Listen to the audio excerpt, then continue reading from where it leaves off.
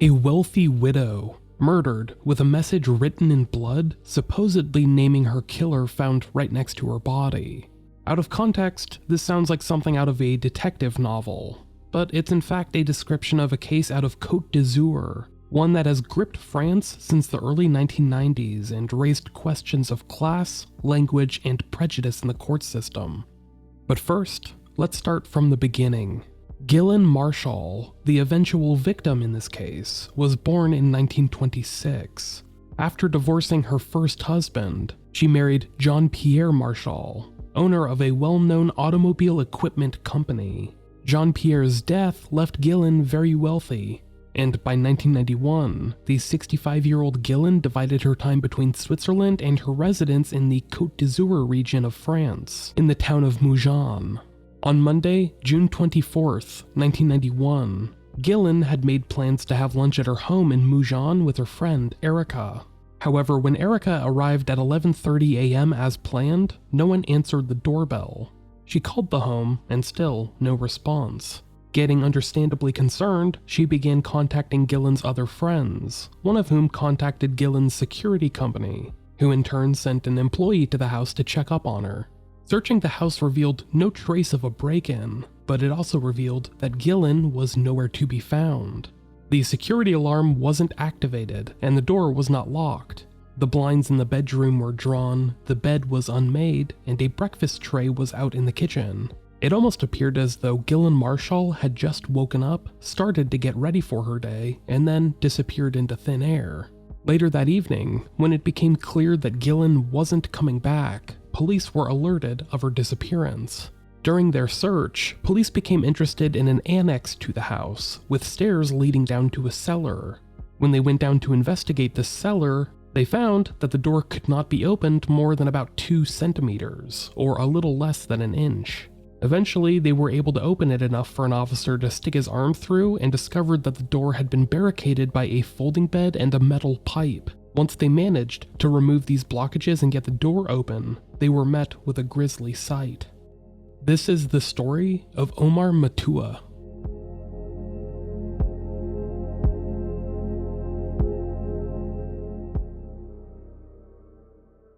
Ghislaine Marchal was found dead in the back of this cellar, lying on her front, wearing only a blood-stained bathrobe. Her injuries were severe. The autopsy would reveal that her throat had been slit, her skull broken, and that she had been stabbed 10 times. It was judged that she had lived for about 15 to 30 minutes after these injuries were inflicted. The most bizarre part of this entire scene, however, was that on 2 different doors, the door to the wine cellar and the door to the boiler room, there was a message written in blood. Omar Matue on the wine cellar door, and Omar Ma, the rest of the sentence was incomplete, on the boiler room door. Like something out of an Agatha Christie novel, it seemed like Ghislaine Marchal had identified her killer through a message written in her own blood before she died of her injuries. But had she truly left these messages, or was this the work of a killer trying to frame someone else? The Omar in the message was almost immediately identified as Omar Radad, Ghislaine's Moroccan gardener, 29 years old at the time. Omar Radad was arrested and subsequently charged with Ghislaine's murder. However, the evidence for him being the culprit essentially amounted to him being the gardener, and thus having increased access to the house and grounds, and the message supposedly left by Ghislaine. So the question of the hour is, was that message truly Ghislaine Marchal identifying her killer, or was it a red herring left by the true killer to throw investigators off the case? And now we've come to one of the main issues around this story, and unusually enough for a murder case, this particular issue is a question of grammar. You see, the message written in blood next to Ghislaine Marchal's body, Omar Matue, is actually grammatically incorrect. The last word, Teur, spelled T-U-E-R, is the infinitive form of the verb to kill. However, in the sentence, Omar Matua, that verb should have been conjugated to tue, spelled T-U-E-E. While these 2 different verb forms are pronounced exactly the same, the difference is pretty notable. Omar Matue would have translated to something like Omar to killed me, instead of the grammatically correct Omar killed me. So the question here is, would Ghislaine Marchal, a high-class native French speaker, have made this type of error? The French are well known for hammering grammar rules pretty thoroughly into the minds of their children, after all. Immediately, those defending Omar latched onto this error as proof that the message couldn't possibly have been written by Ghislaine Marchal, but was instead written by a killer who was trying to frame Omar. Omar was himself illiterate and spoke very little French at the time, so it seems highly unlikely that he would have been able to write those messages himself.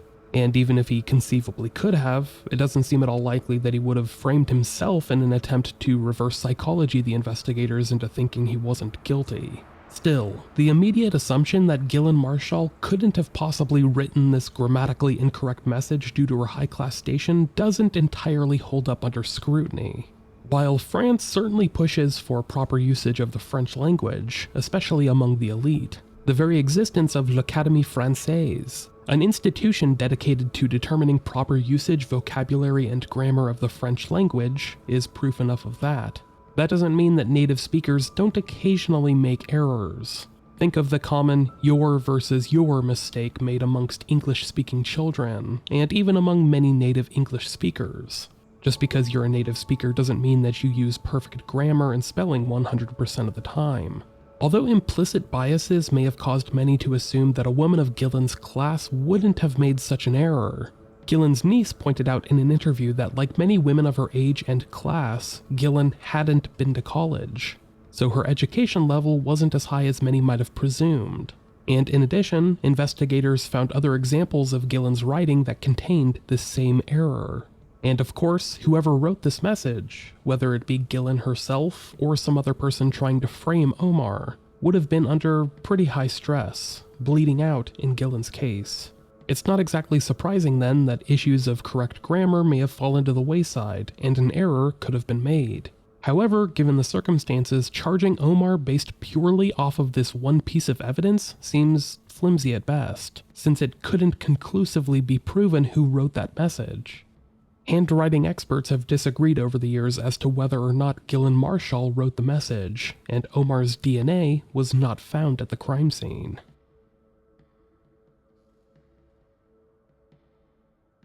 During Omar's trial, the prosecution and Ghislaine Marchal's family argued that Mr. Redad was a gambler who often played slot machines. Their proposed motivation for Omar killing Ghislaine was that Omar wanted an advance on his wages so that he could go gamble, but Ghislaine refused him, driving him to attack her out of anger. Ghislaine then left her dying message written in blood and barricaded the door out of fear that Omar would return. They pointed out that money appeared to have been taken out of her handbag, which had been found empty on her bed, but there was little else in the way of solid evidence beyond the dubious message left in blood. Omar's defense, on the other hand, argued that he did not have a motivation to kill Ghislaine Marchal, who he said had always treated him well. An empty handbag didn't prove that there had in fact been anything in the handbag to steal, and other valuables like jewelry had been left untouched. Unlikely if the killer was a man with a gambling addiction whose motivation was theft. The defense's proposed series of events was that the true killer wrote the messages in order to frame Omar, and propped up the bed against the door while they were leaving. It's also highly questionable that a 65-year-old woman who had been stabbed 16 times could drag herself from one end of the room to the other to write this message, or why she would have even done that if she had been physically capable of doing so. Another point of contention was the time that the crime had taken place. There was some debate as to whether the murder had taken place on the night of June 23rd or early on the morning on the 24th, right before Ghislaine's friend had arrived and found that she was missing. Originally, the pathology report had listed the day and time of death as being on the 24th, and Omar had an alibi for this time. However, this was later said to be an error, and the official day of the murder was later changed to the 23rd, a day that Omar did not have an alibi for. Omar's defense obviously argued that the murder did in fact take place on the 24th, and the later changing of the date was merely an attempt to make Omar's alibi invalid, whereas the prosecution argued that the 24th was indeed the correct date. Regardless of whether or not the investigators did actually make an initial error, it does raise some eyebrows that the date was changed from a date where Omar did have an alibi to one where he didn't. Looking at this case objectively, even if you believe Omar Redad did it, the evidence against him is relatively minimal. It couldn't be confirmed that Ghislaine Marchal wrote the Omar Matue message, and no DNA or fingerprints from Omar were found at the scene of the crime. Plus, if the murder did indeed take place on the 24th as was originally stated, then Omar had an alibi. Despite this, however, Omar Radad was convicted of Ghislaine Marchal's murder in 1994 and sentenced to 18 years in prison. Now, we're going to pause for just a moment to hear a word from today's sponsors.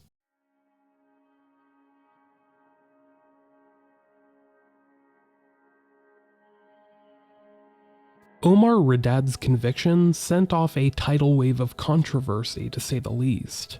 Omar, being from Morocco, was a North African immigrant, a group that faces discrimination in non-Arabic countries including France to this day. Omar's ethnic background was a bit of an elephant in the room during his trial. Many, including Omar himself, likely felt as though he was being framed, and that the case against him was being taken seriously despite the relative lack of evidence in large part due to his race. As a result, Omar's conviction likely would have been side-eyed for this reason alone.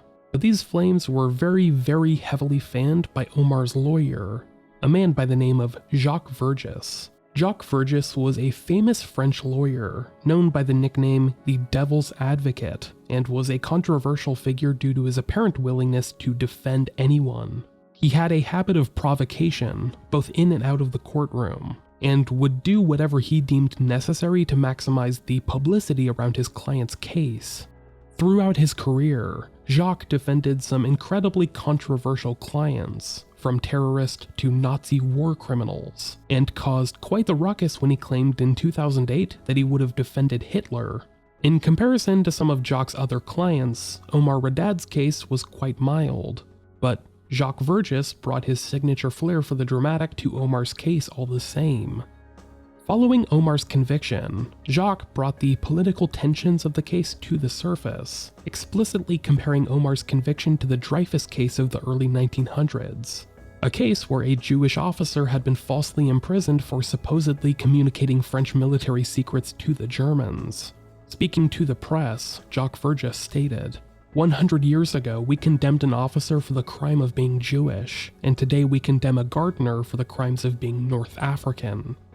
With Jacques Vergès' remarks bringing the bubbling undertones of this case out into the open, the public discourse around Omar's case grew and grew. Some questionable remarks made by the presiding judge also came to light, which painted Omar's conviction in an even worse light. For example, he apparently told the illiterate Omar at one point during the trial that anyone who cannot read or write should hide themselves away in a hole. And when Omar's wife took the stand to defend him, saying that Omar wasn't capable of hurting a fly, the judge replied, "Yes, but that does not prevent him from knowing how to slaughter a sheep." Slaughtering a sheep is in reference to the halal method of animal slaughter, and was taken by many to imply that the judge believed that Omar being Muslim made him inherently capable of murdering a human being in cold blood. Understandably, many in the Muslim community did not respond well to this implication. Many French Muslims felt that the way Omar Radad was treated during his trial was a mirror of the discrimination they faced on a day-to-day basis. Omar's supporters didn't just come from the French Muslim community, however.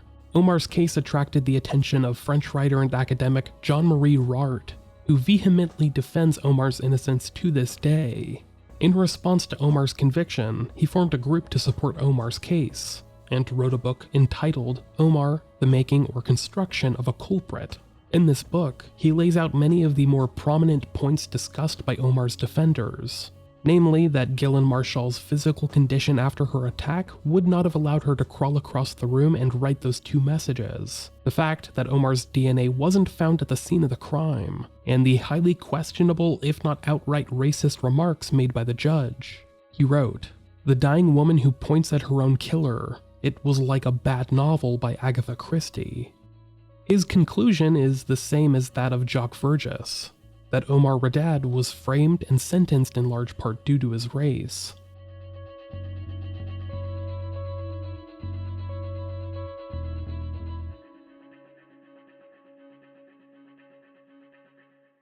As the public backlash against Omar's conviction continued to grow, an unexpected party stepped in. The King of Morocco at the time, Hassan II. Seeing as Omar was Moroccan, it made sense that the conviction of a potentially innocent Moroccan living abroad, especially a conviction in which prejudice very much seemed to have played a role, whether Omar was actually innocent or not, eventually drew the attention of the Moroccan public. This attention quickly trickled up to the royal family, namely King Hassan II and his nephew, Moulay Hisham. International relations between France and Morocco in recent history are generally quite good, despite the discrimination often faced by Moroccan immigrants living in France. King Hassan and Moulay Hisham leveraged these relations to put pressure on the French president at the time, Jacques Chirac, to reduce Omar's sentence or pardon him entirely. Jacques Chirac conceded, and in 1996, he announced that Omar Radad's sentence would be reduced to 4 years and 8 months, meaning that Omar was released from prison in 1998. Though he had been freed from prison, his conviction had not been overturned, meaning that Omar was still seen as guilty in the eyes of the law, even if some saw this partial pardon as an admittance that imprisoning him had been an error.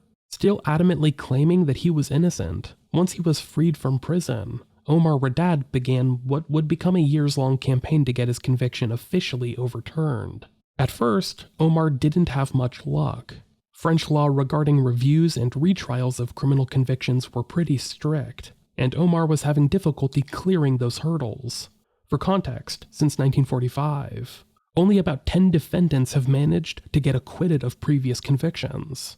He attempted to file for a retrial in 2002, but was rejected due to not providing sufficient enough reason to believe that a new trial would provide any new facts that would raise doubts about his original conviction. However, in the mid-2010s, a few coinciding events would clear the path for Omar to pursue a retrial. First, in 2014, a law was passed relaxing the strict conditions for a criminal review and retrial. Next, in 2015, the DNA evidence gathered at the scene of Ghislaine Marchal's murder was re-examined with better technology than what was available in the 90s, and traces of DNA from 4 unknown males was found.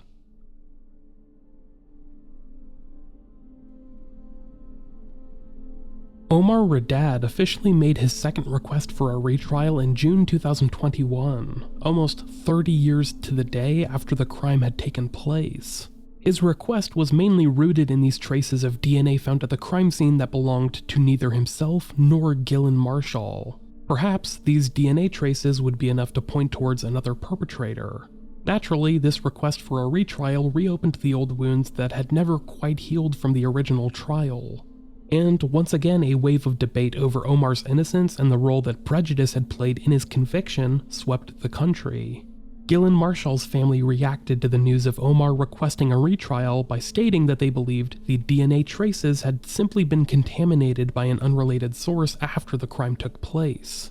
The family never quite wavered from their belief that Omar Radad was indeed guilty of Ghislaine's murder. Sabine de Granrut, Ghislaine's niece, stated in a New York Times interview that the unidentified DNA samples likely came from a cross-contamination, as evidence was handled with less care in the early 90s when this case took place. The family firmly believes that Ghislaine did in fact write the famous Omar Matoué message, writing off the grammar mistake as an error made due to the stress of the situation. Ghislaine's niece stated, "I'm not sure that in the moment she was writing she bore in mind all her grammar and French syntax." The family does acknowledge, however, that public opinion is not on their side, which Ms. de Granrut believes to be the result of the family choosing to remain silent in the immediate aftermath of the case, whereas Omar's defenders were always very public with their denouncement of his conviction. Stating in her New York Times interview, she stated, "And because we didn't speak, it became more and more difficult to speak. I think it was too late." The family also detests that the case has taken on what they call a political dimension, stating that if the murderer had been French with a French name, the case would have never become as well known as it is. However, although judges did order further analysis of the new evidence, Omar's request was ultimately denied just a few months ago, in October of 2022. The court's ruling was that the new DNA evidence did not provide sufficient grounds for a new trial, as there was too much uncertainty about where and when it came from. In essence, that it seemed possible that the DNA was in fact simply trace DNA stemming from the evidence being tainted after it had been collected. While those on Ghislaine Marchal's family side were of course relieved by this result, Omar Raddad and his lawyers and other supporters were naturally not at all happy. Omar's lawyer, Sylvie Nowakovich, claimed that it was her belief that the judges had not taken into account the new 2014 laws that had lowered the criteria required to declare a retrial, and that new DNA evidence should have been enough for them to initiate a retrial even if the evidence itself couldn't be precisely dated. She also claimed that she intended to appeal the decision before the European Commission of Human Rights, so it's entirely possible that, more than 30 years later, the Omar Matoué case may still have some more twists and turns yet to come.